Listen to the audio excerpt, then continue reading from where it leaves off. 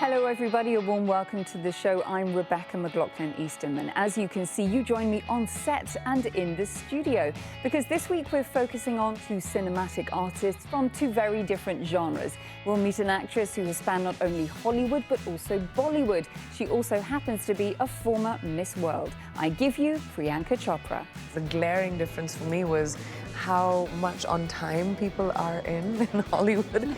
A little bit different than us back in India. A little bit later on, we'll meet a movie maker from Sudan, and he has very strong views about his country's big screen offerings. Take a listen. I think not having cinema in Sudan for the past 30 years, something bad. But first, let's focus on the multi-billion-dollar Hindi film industry and meet one of India's most popular and enduring stars. She's been crowned one of the most beautiful women in the world. And she's a Bollywood actress with tens of movie credits to her name. Priyanka Chopra has also received countless accolades throughout her career, from Time magazine titling her one of the 100 most influential people in the world, to Forbes listing her amongst the world's 100 most powerful women. Yet she modestly describes herself as an artist and a dreamer, with a couple of Hollywood flicks under her belt. When asked about the comparisons between US and Hindi film industries, Chopra made a timely observation. The machinery is the same. Like, you know, you've got to be on set. The big difference, the glaring difference for me was how much on time people are in Hollywood. A little bit different than us back in India. It's called Indian Standard Time for a reason.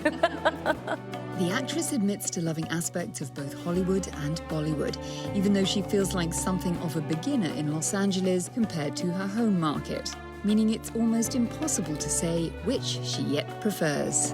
I'm just starting out my journey in Hollywood. I'm just a couple of years old and a few movies old, whereas I've had almost 20 years in Bollywood and having worked in almost 60 movies there. So it's an unfair comparison a little bit. Chopra's bread and butter roles have so far come from India's prolific film industry, but acting in Middle East movie productions, even in Arabic, isn't something she's ruled out. I would love to, I just don't speak the language. Damn. But no, I think that I would love to be a part of a film industry anywhere. I love my job, and I would learn a new language if I have to. Social media is an important communication channel for Chopra, who has more than 53 million followers on Instagram. The actress, who is asthmatic, used the platform to share doctors' advice to limit the spread of COVID-19 as she undertook the WHO's hand wash challenge. Do it for your safety, do it for your family's safety, and let's be together. Chopra says she doesn't underestimate the power her words have and feels humbled that her online audience is listening.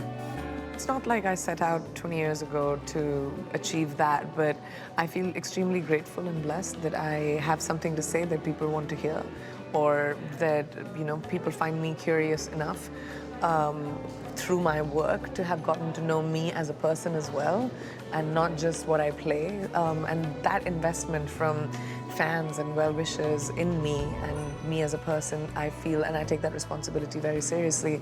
I always try and talk about things that matter to me, that I feel like will move the needle to make the world a kinder place, which to me is the most important thing. A huge amount of media interest was sparked by Chopra's marriage to 27-year-old American singer and actor Nick Jonas in 2018.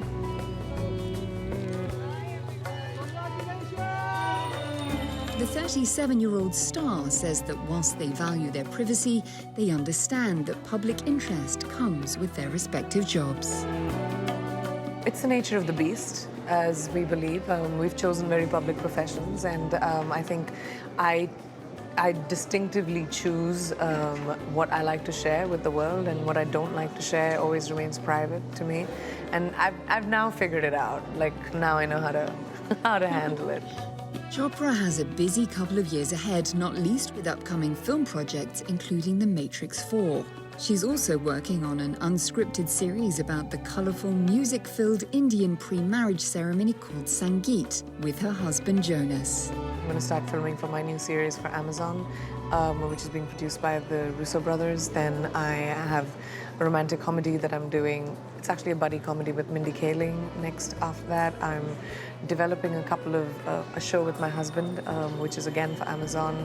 It's based on an Indian tradition of Sangeet. There's lots of them. Writing a book. There's many, many things that are happening right now. And whilst Chopra and her famous hubby have been self-isolating together in the United States of late, they haven't stopped communicating with their fans. We're sending you positive vibes. And let's just take care of each other, and I hope everyone is safe out there. Just lots of love. All of which would seem to suggest that this dynamic duo won't be saying goodbye to the red carpet, the celebrity stage, or social media anytime soon.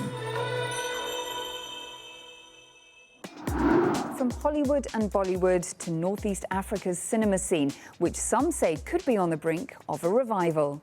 Darlene Hassan pulls up a director's chair with the Sudanese filmmaker who is making waves as he makes movies.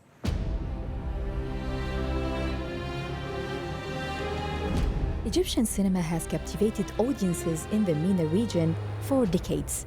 When French film director Alexandre Pommiot arrived to Alexandria in 1897 and captured Egypt's beauty, the Arab world became mesmerized with the innovation of film. Soon after, a bustling cinema scene emerged. Sudan became one of the first countries in Africa to embrace the medium, with filmmaker Gadallah Jubara pioneering the way. In 1955, the director produced Song of Khartoum, Africa's first color movie. He then went on to establish the country's first private film studio. However, the arrival of President Omar al-Bashir in 1989 brought Sudan's film industry to a crushing halt. For many decades, the political regime limited the arts development, but since al-Bashir ousting in 2019, the industry spark has reignited. Amjad Abulala is one of Sudan's emerging filmmakers, and his latest film, You Will Die at 20, gained international recognition. Set in contemporary Sudan, the movie centers around a young man, Muzammil, who has been raised to believe he will die aged 20.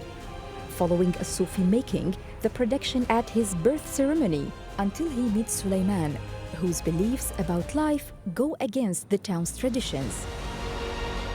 The film gave many young Sudanese actors their first break, including Mustafa Shuhata, who played the protagonist Muzammil.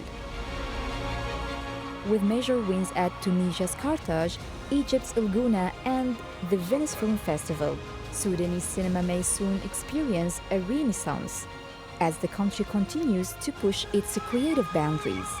Before the global COVID-19 pandemic, I sat down with Amjad for a chat about his movie. Amjad Abulala, welcome to Inspire Middle East. Hello, Darlene. Thank you for having me here in this nice setup. What is the Sudan film scene like? In Sudan, we don't have film scene now. I think not having cinema in Sudan for the past years, past 30 years, something bad. This is the film number 7. But at the same time, it's very positive because I think we are lucky, my generation as a filmmaker in Sudan, to be dealing with the land of untold stories. Just because really it's a new to see, you used to see African films and you used to see Arab films, but you didn't used to see the mix. I think Sudan is the mix. Why did you choose to tell a story filled with superstition, religion, and people trapped by it? Because really I saw a lot of this. I saw my aunt when she was mentally ill and they don't want to take her to psychiatrists. They took her for sheikhs. والله نافذ يا بنتي. يمكن حسبت غلط. لو البنت بس اللي بتحبه بيحبها ما هي. How do you see yourself in Muzammil's story? I think I see myself a little in Muzammil and a little or more in Suleiman. Suleiman is the one who can talk and say what he wants. I think I'm that one also. I'm not thinking twice before I give advice for someone or say about something that I don't like this, you know. I think Suleiman have that with me, but also I put stuff in Muzammil, including my fears from the water. I have that phobia from, from swimming. How were you able to create a movie with that quality of production in Sudan? And what effect do you think that has had on the final result? To create a film with a good quality, that, first of all, it was my target since I decided to do a feature film, 10 years ago. But I was very sure that I want a very good quality of the film. Quality of acting, quality of visual, and also how to work with Sudanese people to recruit them for that. Training Sudanese people to be with them. And that was the main initiative of the film. So we can support the industry for tomorrow, because I'm not sure tomorrow I will find a budget and funds from around the world to do a film in Sudan. So at least I want to build the industry inside, or help building the industry inside. Amjad Abu Ala, thank you for your time. Thank you, Dalene.